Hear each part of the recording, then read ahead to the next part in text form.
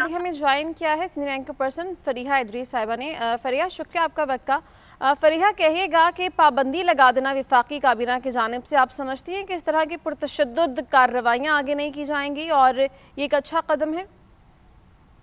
जी, cabinet ने approve कर दिया है बैन। आपको ये बात पता होगी कि सूबाई हुकूमत बड़ी क्लियर थी इस हवाले से। वफाकी हुकूमत भी, पंजाब की जो चीफ मिनिस्टर हैं वो और प्राइम मिनिस्टर, दोनों का रिजॉल्व आपको नजर आया कि जो तशद्दुद वाली सियासत है उसके लिए जीरो टॉलरेंस दिखाई जाएगी।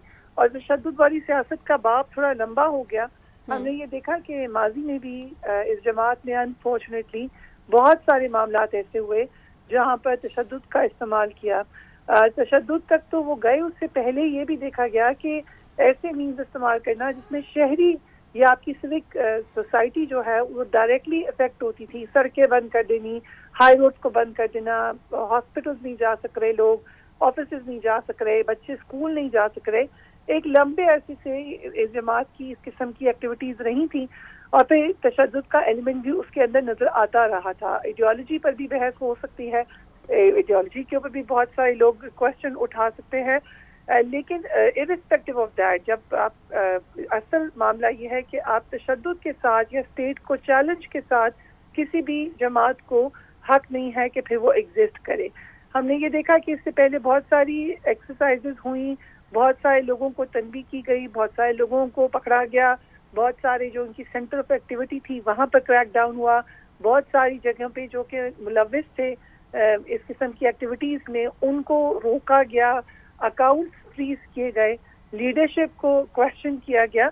उसके बाद जाकर बहुत सारा मवाद इकट्ठा किया गया, एक सीरीज ऑफ मीटिंग हुई ऑफिशियल्स की जिसमें मुसलसल ये बातचीत होती रही कि क्या तरीक़ेकार होगा, क्या एविडेंस है हमारे पास। उस सबको अच्छी तरीके से जांचा परखा गया और फिर बैन के बारे में सोचा गया और खास तौर पे ये कह दिया गया था कि इनको एंटी टेररिज्म एक्ट के थ्रू जो इजाजत देता है कि इस किस्म की एक्टिविटी में जो जमात शामिल हो उसको बैन कर दिया जाए, इनको बैन कर दिया गया है। फरीहा साहब, वज़ीर-ए-आज़म पाकिस्तान की जानिब से कहा गया कि इस तरह के एहतजाज से निपटने के लिए अब प्रॉपर एक लाएमल तैयार करना पड़ेगा, तो आप क्या समझती हैं एक एग्जाम्पल सेट करने के लिए इस वक्त इन पर पाबंदी लगाई जा रही ताकि आने वाले दिनों में अब जमातों को भी पता हो कि अगर हमने एहतजाज करना है तो ये टर्म्स एंड कंडीशन होगी, ये रिस्ट्रिक्शंस होंगी, यहाँ तक ही हम जा सकते हैं मैक्सिमम?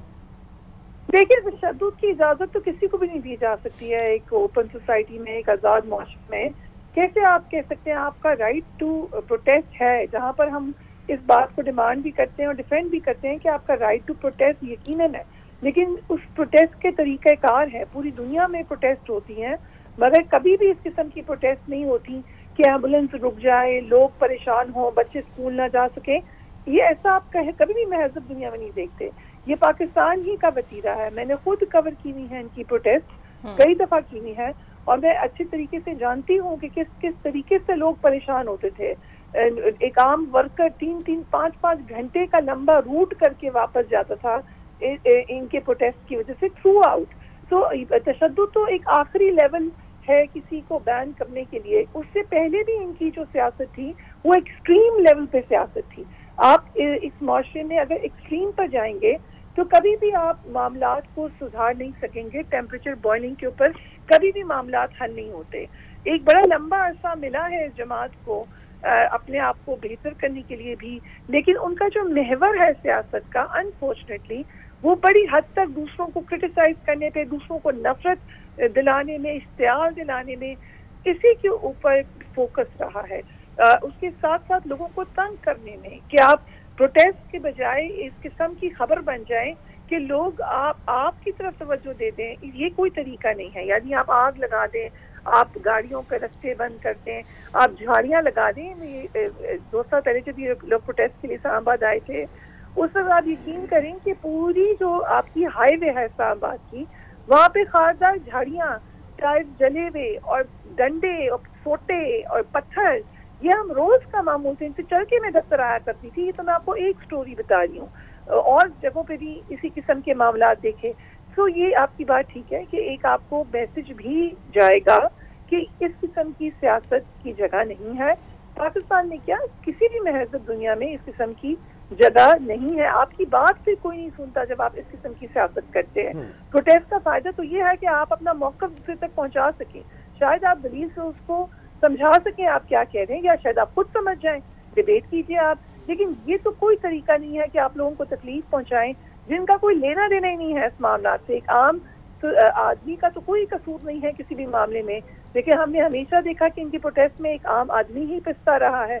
एक आम आदमी, लोगों की माओं के बच्चे, माओ बहनों के भाई, वही तशद्दुद का भी निशाना बनते रहे, वही मारपीट का भी निशाना बनते रहे। तो ये इस किस्म की आइडियोलॉजी, इस किस्म के कार है, उसके ऊपर यकीनन क्वेश्चन होना चाहिए और मैसेज जाना चाहिए कि आपने जो भी बात करनी है आप जरूर कीजिए, आप प्रोटेस्ट कीजिए, लेकिन एक दायरे कार के अंदर रह के ऑपरेट करें। एक बात जो कवर इरशाद साहब अभी कर रहे थे, उसमें जरूर एक मैं हाईलाइट करना चाहूंगी कि हमने माजी में ये देखा है पाकिस्तान में।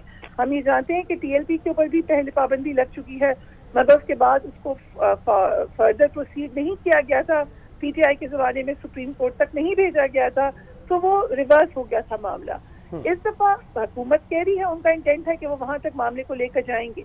लेकिन हमने ये भी देखा है माजी में कि बहुत सी जमातों के ऊपर पाबंदी लगने के बावजूद वो जमातें किसी और नाम से, किसी और फिट से ऑपरेट करती रही हैं। तो ये भी एक मामला देखने का है कि आप क्या इसको मुकम्मल तौर पर रेडिकेट कर रहे हैं, या फिर आप ये इजाजत दे रहे हैं कि आप दोबारा ऑपरेट करें, लेकिन उस दायरेकार के अंदर ऑपरेट करें जो कि तहजीब के अंदर ही आता हो।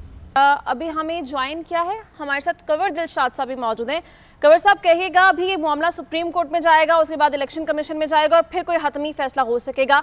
अभी इसके कॉन्सिक्वेंसेस क्या हो सकते हैं तहरीक लब्बैक पर भी और पाकिस्तानी सियासत पर भी? असूली तौर पर तो ये फेडरल हुकूमत को, वफाकी हुकूमत को ये इख्तियारात हासिल हैं कि ऐसी सियासी पार्टी जो स्टेट के खिलाफ जारी हो, जिसके मफादात जो हैं वो मुमलकत पाकिस्तान के मुखालफत में जा रहे हों, तो उसको वो कलदम करार दे सकती है। लेकिन उसका तरीक़ाकार बड़ा मुश्किल है और बड़ा पेचीदा मसला है। उसका सबसे पहली अहम बात यह है कि वजारत दाखिला को इसका एक नोटिफिकेशन जारी करना पड़ेगा। जैसे कि आपने फरमाया कि उन्होंने मंजूरी दे दी है, तो अब ये वजारत दाखिला जो है इस पार्टी को खिलाफ कानून करार देने के लिए, कदम करार देने के लिए बाकायदा नोटिफिकेशन जारी करेगा।